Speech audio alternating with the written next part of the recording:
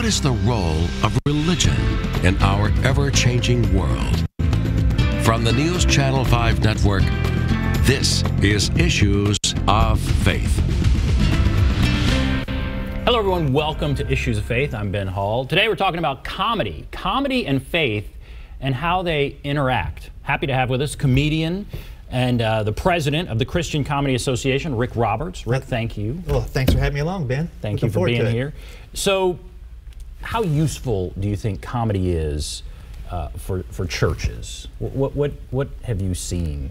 Well, there's a lot of different ways that churches can employ comedians to kind of broaden their reach in the community. For instance, we have a lot of members that will do shows as an outreach event solely just to bring people into the church for the first time. So you might be going to church for a while and you got a neighbor like some guy like Rick, you know, and you're like, Rick, you go to church? Nah, I don't really go to church. Well, our church is having a nice big clean comedy show on Sunday night. No charge for you. Just want to come in and check it out? I'll be like, are they going to be joking about Noah's Ark the entire time?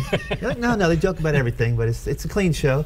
Come and check it out. And so I come to your church, I sit there, I enjoy the experience, 90 minutes, hour, whatever the comedy show is, and I walk out of there feeling like, okay, it wasn't a big cult thing going on here tonight. I was part of a big experience. I was part of a group, a community. It felt good. I laughed. There's endorphins that are released when you laugh. A positive experience, and it's easier for you a week later, maybe a couple of weeks later, hey, you want to come to church on Sunday morning? Check it out. And so anytime there's a comedy outreach event done at a church, it's a great opportunity for members to bring people in the community and introduce them to the thought of faith, the thought of religion. A lot of people, I'd say a majority of people have been to church once or twice, they didn't connect, and they just said it's not for me. They may have gone to a church that was heavy-handed and beat people up with the Bible instead of empowered them with the Bible.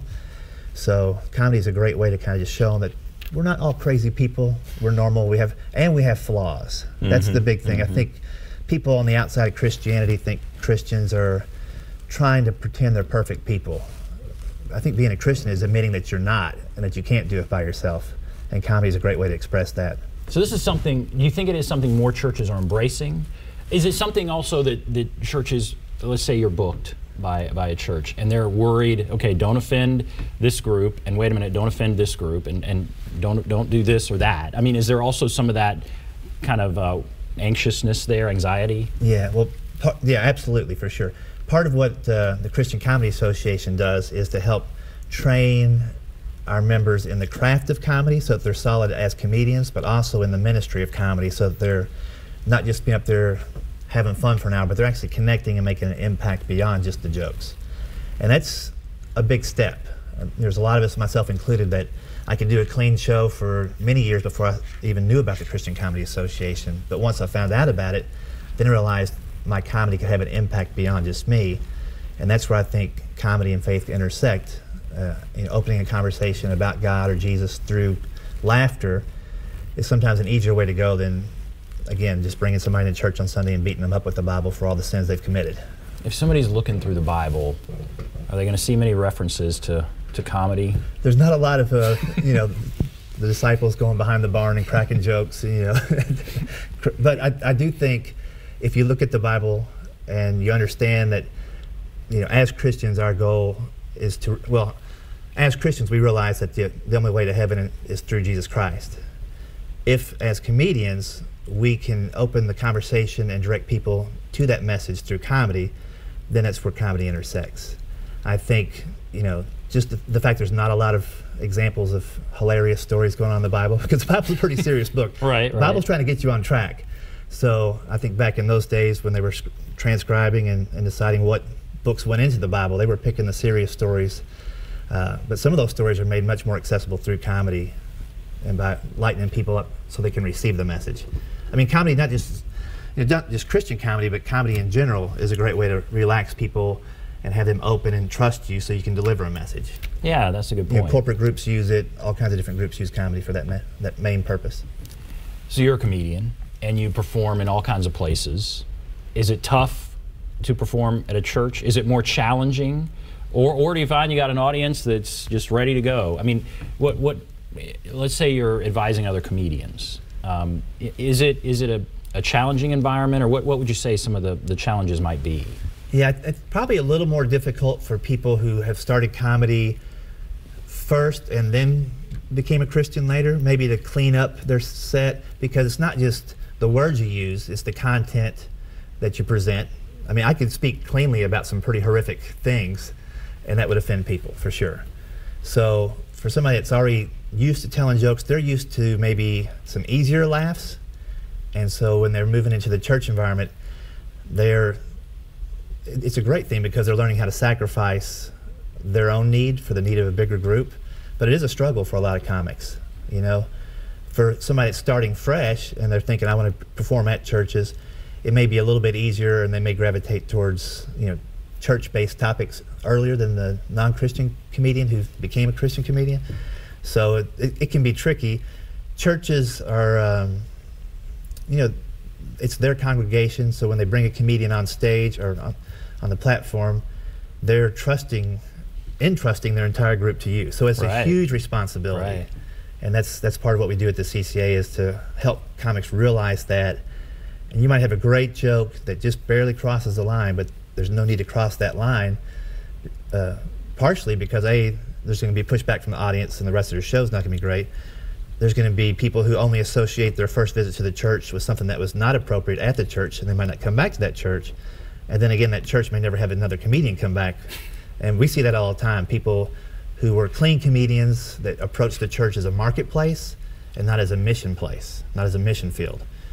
So if somebody's on the outside looking in going, oh man, that's an easy laughs in that congregation, and go in there and I can make a little money. If that's their motive, they're going to fail every time. So you're president of the Christian Comedy Association. You have a conference coming up for Christian comedians. How big is that world? And what are we seeing? Is it growing? Yeah, it is growing. So last year at the conference we had 175 people attend.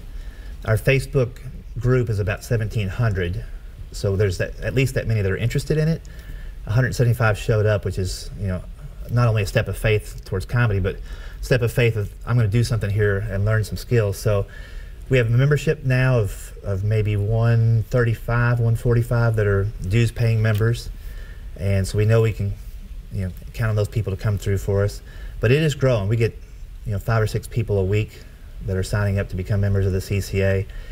It's a real fellowship. Part of our mission is really threefold. One is to provide a place for Christian comedians to fellowship and network and meet each other. And it's a great support group. We have challenges as Christian comedians that a typical comedian doesn't have, along with the regular ones. You know, we also want to help people develop their craft, and then as an association want to let more people know that there are Christian comedians out there, the awareness of what we do.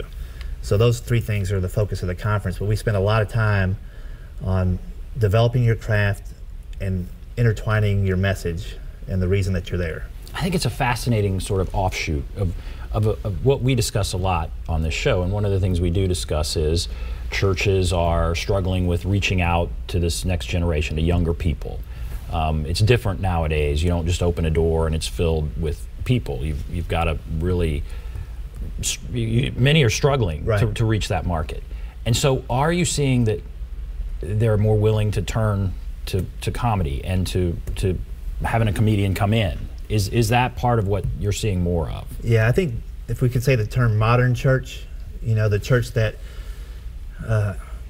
even non-denominational churches, well, especially maybe non-doms, are looking at comedy as a way to bring people in and to find a foothold in the community. You know, my church, Friendship Community Church out in Mount Juliet, we're just a basic little startup church maybe 10, 11 years ago, and, you know, met in school gyms and all that kind of stuff until we could have enough congregation to put some funds away to get a building fund and to get ingrained in the community.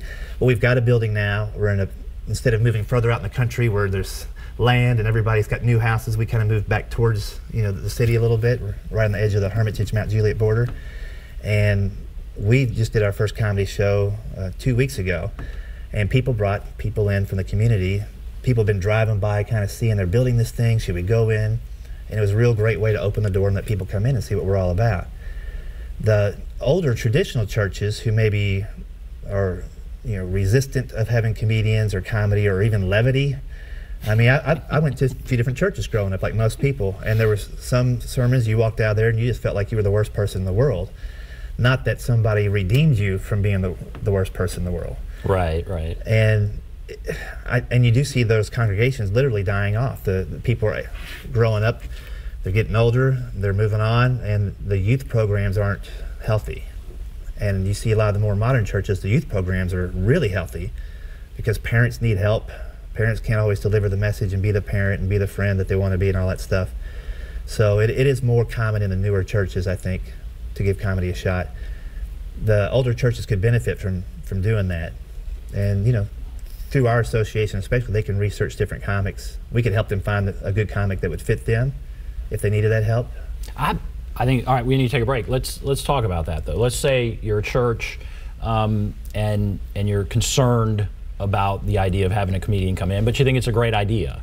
Mm-hmm. You know, what do you do? But we'll take a break. Be back right after this.